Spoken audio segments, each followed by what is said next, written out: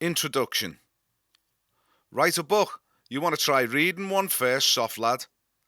That was the retort from my friend and best man Eddie Wilkes when he read the biography I had posted on my website.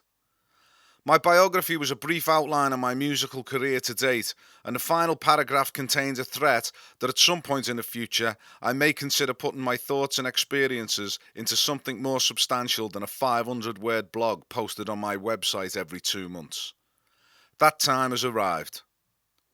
Eddie was joking, of course, and although I would not claim to be the most widely read citizen, I would describe myself as a persistent reader rather than an avid one.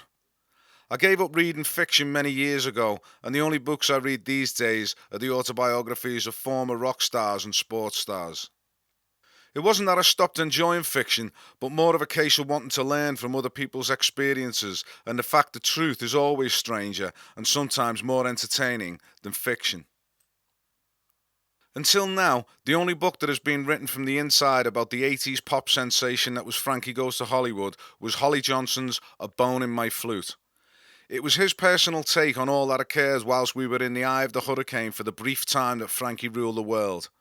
It was his opinion and his version of the facts, but not necessarily opinions shared by myself or other members of the band. If his version of events is left unchallenged, then his story will become the official version. My aim is to write a more definitive story of the history of Frankie. The internet, Facebook and MySpace have enabled me to have contact with people who were there at the time, and discussing the past with them has helped me blow the dust from my memory bank and helped me recall the events in a little more detail.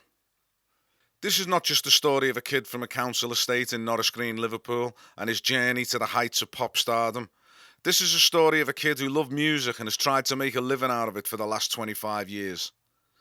I described my time in Frankie as going to a party in 1983 and coming home 4 years later, and to most people that was the end of it, but the story of Frankie extends way beyond that time period. We have crossed into another century, and the disputes, the arguments and the changing dynamic of friendships within the band is still going on. Good times, bad times, fallouts, fall-ins, breakups and reformations, lawyers and accountants, managers and agents. It's been an incredible ride so far, and one that's been largely enjoyable despite some of the darker periods along the way. This isn't a typical sex, drugs and rock and roll story, as that kind of book has been written 1,000 times before by people way more glamorous and more exciting than myself.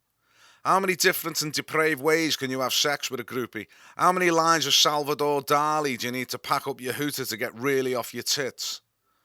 I couldn't even begin to compete with some rock legends when it comes to bedding women and taking part in outrageous orgies. I've never come close to drowning in a pool of my own vomit, and my drug consumption looks like child's play compared to some.